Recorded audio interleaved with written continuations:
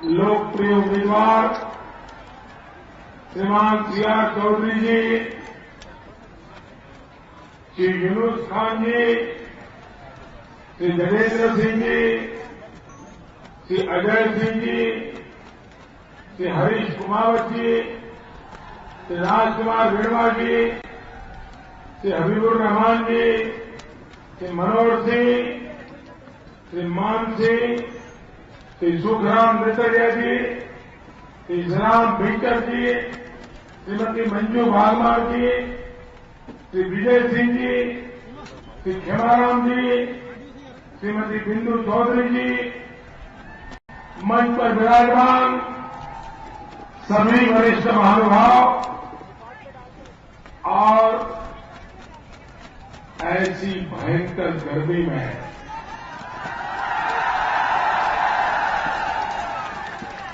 घंटों से इंतजार कर रहे भारत के भाग्य विधाता मेरे भाइयों और बहनों,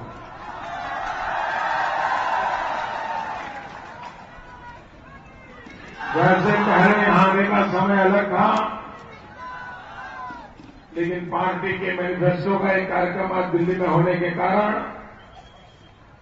समय परिवर्तन करना पड़ा।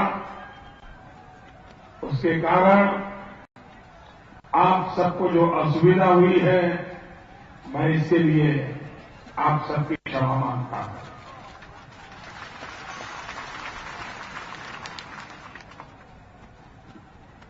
मैं आज राज्य विधानसभा के चुनाव के बाद पहली बार राजस्थान की जनता के सामने रूबरू हो रहा हूं।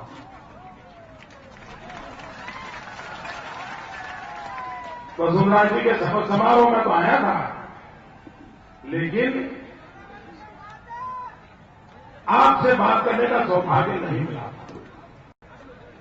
और आज नागौर जिले की इस धरती से मैं सबसे पहले राजस्थान की भी धरती को नमन करता हूं। विशेष रूप से मैं राजस्थान के नागरिकों का आभार व्यक्त करता हूं, क्योंकि इस बार राजस्थान ने पुरानी सारी परंपराएं तोड़ करके, सारे इतिहास को छोड़ करके विधानसभा में ऐसा अद्भुत परिणाम दिया है, ऐसा अद्भुत परिणाम दिया है। और इसलिए मैं विशेष रूप से रूबरू आकर के आज राजस्थान की जनता का धन्यवाद करता हूं, अभिनंदन करता हूं और उनके सामने भी मैं अपना सर झुकाता हूं। भाइयों बहनों, अगर आप द्वारिका नगरी में जाएं और मीराबाई को याद न करें तो मेरी द्वारिका नगरी सूनी सूनी लगती है।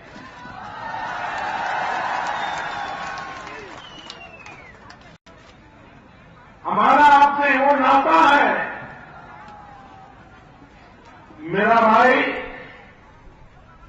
जन्म तो इस धरती पे लिया, लेकिन जीवन मेरे गुजरात में खपा दिया। वो मेरा भाई की भक्ति और त्याग और बलिदान के अधिष्ठान पर खड़ी हुई धरती। भाइयों बहनों, ऐसी इस भूमि को मैं नमन करता हूं। इस देश में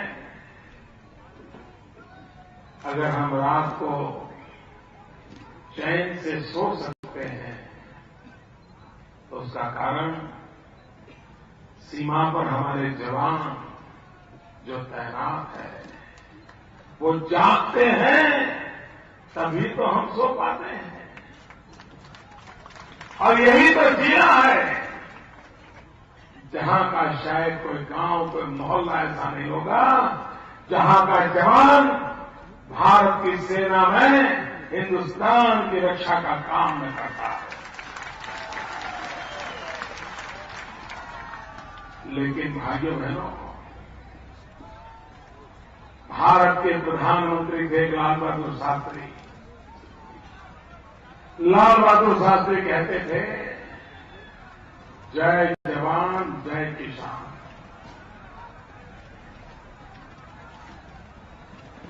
उसके पहले हमारा देश विदेशों से अन्न मंगवाता था।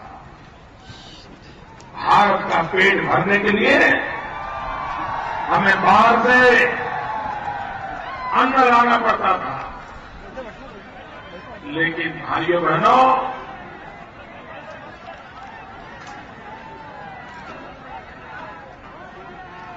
ये बाहर से आए हुए मीडिया के जगह के लिए ये नया होगा। यहां की जिंदगी में रोज का है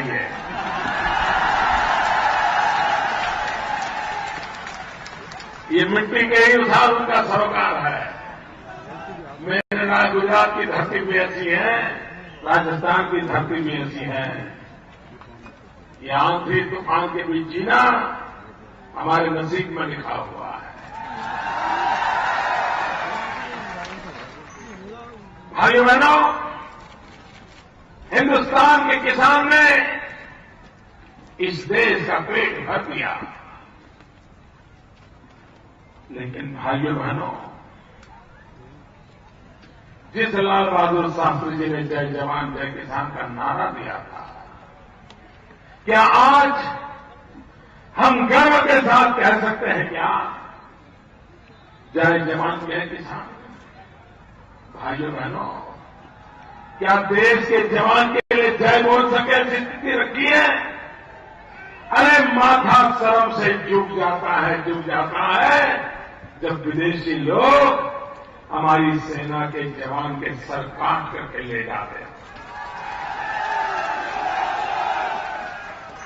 देश की रक्षा करने वाला मेरा सिपाही ही असुरक्षित हो जाए, ऐसी सरकार कभी हमने सोची नहीं। आसमान में उड़ने वाले एयरफोर्स के विमान बार बार गिरते जाए, टूटते जाए, लोग मरते जाए। समंदर में नेवी की सेवा करने वाली पनडुब्बियां डूबती चली जाए, विस्फोट होता जाए, जवान मरते चले जाए। सीमा पर पाकिस्तान के लोग आकर के जी चाहे, जा चाहे, जब चाहे हमारे देश की सेना के जवानों को सरकार करके ले जाए, मौत के घाट उतार ले। और इतना ही नहीं, विदेशों से आए हुए आतंकवादी हमारे जवानों की पीठ पर चुरा बांध करके, भाइयों बहनों, उनको मौत के घाट उतार रहे। और इसलिए भाइयों बहनों, ये स्थिति जय जवान वाली स्थिति नहीं है। दूसरी तरफ हमारे देश का किसान, भाइयों बहनों, युद्ध में जितने जवान मरे हैं, आतंकवादियों की गोलियों से जितने जवान मरे हैं, उससे ज्यादा हमारे देश में किसानों को आत्महत्या करनी पड़ी है। जिस देश में लाखों की तादाद में किसानों की आत्महत्या हुई हो, उस देश में हम किस मुंह से जय किसान बोल पाएंगे? और इसलिए भाइयों बहनों, ये दिल्ली में बैठी हुई सरकार, उसके लिए अब जय जवान जय किसान ये नारा नहीं है। ये वर्तमान दिल्ली की सारा सरकार का तो एक ही नारा है, मर जवान मर किसान। कहां गए वो दिन जब जय जवान जय किसान सीना ऊंचा करने के लिए प्रेरणा देते थे। और कहां ये पूरे दिन आ गए कि जहां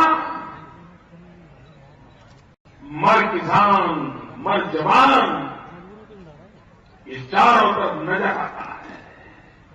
भाइयों बहनों, जिस देश में किसान का सम्मान न हो, जिस देश में किसान के जीवन की इज्जत न हो, जिस देश में किसान को जीने का अवसर न हो, वो देश कभी भविष्य में जी नहीं सकता।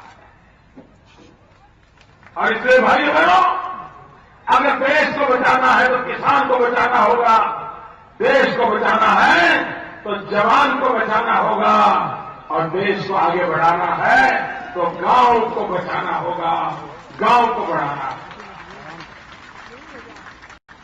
भाइयों बहनों, हम राजस्थान में और गुजरात में सदियों से एक बात सुनते आ रहे हैं। कहीं पर बावड़ी देखी, पानी का कुआं देखा, तो हर कोई कहेगा ये लाखा मणझारा ने बनाया है। लाखा मणझारा ही बोलते हैं ना, ये लाखा मणझारा ने बनाया है। भाइयों बहनों, हमारे गुजरात और राजस्थान में पानी का मूल्य इतना है क्योंकि वो हमारा जीवन है।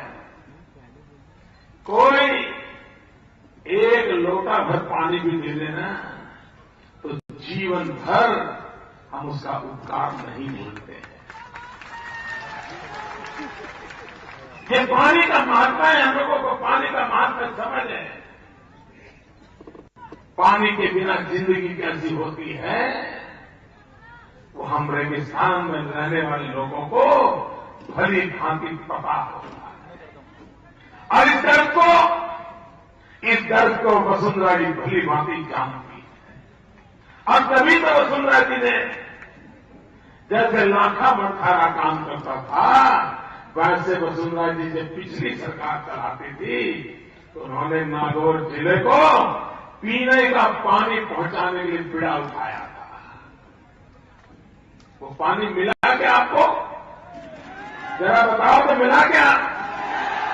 इस पानी को किसने रोका? ये पानी किसने रोका? ये पाप किसने किया? भाइयों बहनों, जिन्होंने आपका पानी छीन लिया ना, उनको एक चुनाव में नहीं 7 पीढ़ी तक सजा करते रहना चाहिए। 7 पीढ़ी।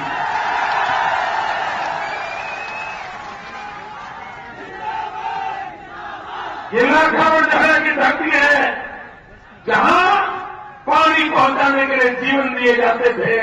वहां कोई ऐसी भी सरकार आए जो राजनीतिक कारणों से पानी की योजनाओं को बंद कर दे। मैं हैरान हुआ।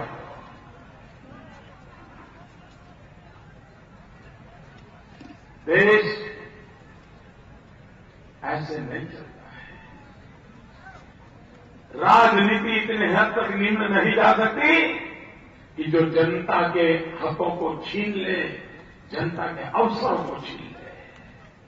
लेकिन यहां पर जो कांग्रेस की सरकार थी, उन्होंने 5 साल किस काम में लगाए थे?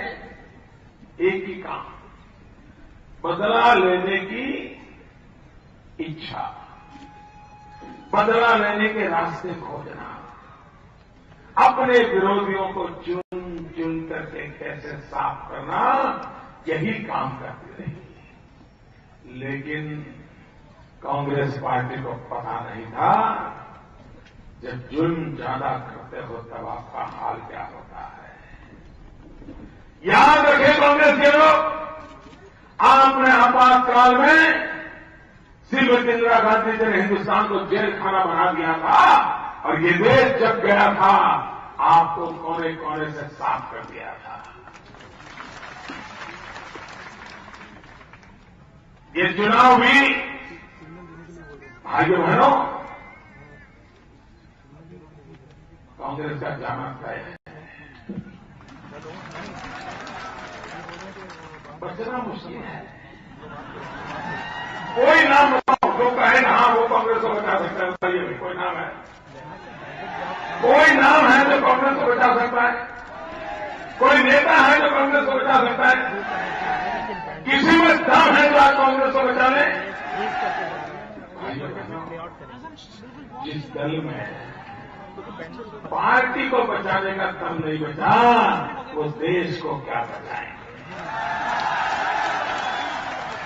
वो देश को क्या बचा सकते हैं? जिनमें पार्टी को बचाने का हुनर नहीं, जिनमें पार्टी को बचाने का सामर्थ्य नहीं, वे इतने बड़े देश को भी नहीं बचा सकते। और इसलिए भाइयों बहनों, दिल्ली में जो सरकार है उसका जाना होता है। अब फर्क इतना ही है भाई कि उसको कैसी विदाई दी।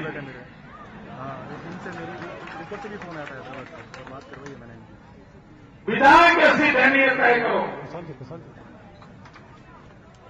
भाइयों बहनों, इस कांग्रेस पार्टी को इस बार ऐसी विदाई दो, ऐसी विदाई दो ताकि हिंदुस्तान को आने वाली 7 पीढ़ी तक ऐसे बुरे दिन देखने की नौबत ना आए। आप मुझे बताइए मेरे भाई बहन, जरा जवाब देंगे मैं पूछूं उसका? बराबर ताकत से देंगे? आप मुझे कहिए, आपके दादा दादी को, माता पिता को जैसी जिंदगी गुजारनी पड़ी, क्या आप वैसी जिंदगी गुजारना चाहते हो? जो मुसीबतें उन्होंने झेली, आप झेलना चाहते हो? जिन संकटों से वो गुजरे, आप गुजरना चाहते हो? भाइयों बहनों, आप बदलाव चाहते हो नहीं चाहते हो? दिल्ली में परिवर्तन चाहते हो नहीं चाहते हो? स्थितियों में बदलाव चाहते हो नहीं बात चाहते हो? आपके जीवन में सुधार हो ये चाहते हो नहीं चाहते हो? भाइयों बहनों, अटल बिहारी वाजपेयी की सरकार गई, 2004 से मैडम सोनिया जी का राज चल रहा है, शहजादी जी मजा ले रहे हैं। करना कुछ नहीं, जिम्मेवारी बिल्कुल नहीं। और शहजादी जी तो ऐसे भाषण करते हैं जैसे वो मंगल के ग्रह पर से आए हैं। न उनका सरकार से वो सरोकार नहीं था, न दिल्ली के सरोकार था, न कांग्रेस से सरोकार था, कुछ नहीं। अभी मैडम ने कहा कि भाजपा वाले जहर की खेती करते हैं। यही राजस्थान में जयपुर में जब शाहजादे जी का ध्वजारोहण हुआ था, अशोक गहलोत जी बुगल बजा रहे थे, पूरी कांग्रेस पार्टी ढोल पीट रही थी, नाचने वाले नाच रहे थे, गाने वाले गा रहे थे। उस दिन शहजादे जी ने भाषण दिया था।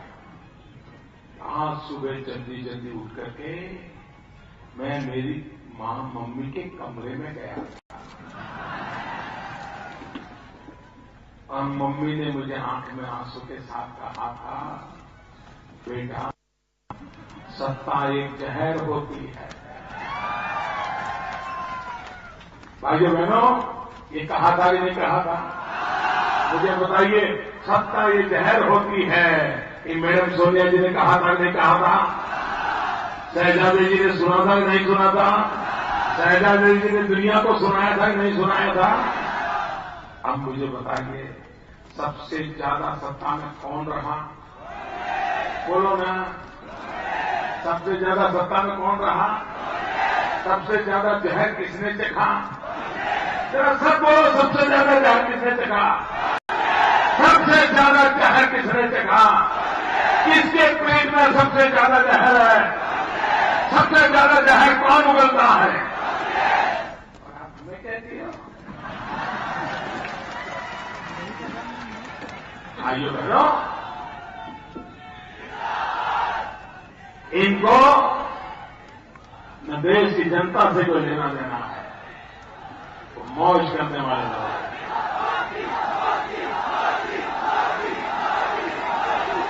भाइयों बहनों, अगर इस बार मैडम सोनिया जी या शाहजादे जी राजस्थान की धरती पर आए तो उनसे जवाब मांगो कि 10 साल आपने दिल्ली में क्या किया। जवाब दो, आपकी जिंदगी में कोई सुधार आया क्या? आपके जीवन में कोई बदलाव आया? महंगाई का वादा किया था, क्या किया? रोजगार का वादा किया था, क्या किया? गांव गांव बिजली पहुंचाने का वादा किया था, क्या किया? भाइयों बहनों, एक भी वादा 10 साल तक पूरा नहीं किया और फिर नया धोखा पत्र लेकर के आ जाते हैं। और इसलिए भाइयों बहनों, मैं आपसे अनुरोध करने आया हूं, मैं आपसे प्रार्थना करने आया हूं कि आप इस बार दिल्ली में मजबूत सरकार बनाइए। अगर राजस्थान की 25 की 25 सीटें हैं, अगर आप 25 के 25 कमल हमें भेजेंगे भाइयों बहनों, तभी तो जाके दिल्ली में मजबूत सरकार बनेगी। आप मुझे बताइए, आपको दिल्ली में ढीली ढाली सरकार चाहिए कि मजबूत चाहिए? दम वाली सरकार चाहिए, दमा वाली सरकार चाहिए? भाइयों बहनों, अब देश को दमा वाली सरकार नहीं चाहिए, देश को दम वाली सरकार चाहिए। और इसलिए भाइयों बहनों, 300 से ज्यादा सीटों के साथ 300 से ज्यादा कमल दिल्ली पहुंचा करके अब देश एक मजबूत सरकार दिल्ली में बनाए। और सरकार मजबूत बनती है ना, सरकार जब मजबूत बनती है भैया, तो अड़ोस के पड़ोस के भी समझ जाते हैं, अड़ोस पड़ोस वाले भी बराबर लाइन में आ जाते हैं। और इसलिए भाइयों बहनों, भारत का भाग्य बदलने के लिए 17 और 24 राजस्थान में 2 दिन चुनाव है। 17 को 20 सीट पर है, 24 को 5 सीट पर है। गर्मी बढ़ती जाएगी, झूठ फैलाने वाले आते जाएंगे, भ्रमित करने वालों की कोई कमी नहीं होगी। भाइयों बहनों, अभी इन्होंने गहलोत जी को तो राजस्थान से निकाल दिया, मेरे गुजरात भेजा है। जो राजस्थान को नहीं बचा पाए, अब वो गुजरात को इंजेक्शन दे देंगे। यार वो उनका अंदरूनी मामला है, कौन किसको रखे कौन न रखे। लेकिन भाइयों बहनों, कितनी ही गर्मी क्यों न हो, वैकेशन में घूमने घामने के कितने ही कार्यक्रम क्यों न बनाए हो, लेकिन इस देश का भविष्य तय करने के लिए, दिल्ली में मजबूत सरकार बनाने के लिए कमल पर निशान लगा करके, बटन दबा करके भारतीय जनता पार्टी को मिलेगा। भाइयों बहनों, आपके दिमाग में कमल हो, आपकी जुबान पे कमल हो, आपके दिल में कमल हो, इतने से बात बनती नहीं है। मतदान के दिन वो कमल आपकी उंगली पर भी उतरना चाहिए, बटन दबना चाहिए। और इसलिए मेरे भाइयों बहनों, भारी मतदान करके भारतीय जनता पार्टी को विजय बनाइए। भारत माता की, भारत माता की।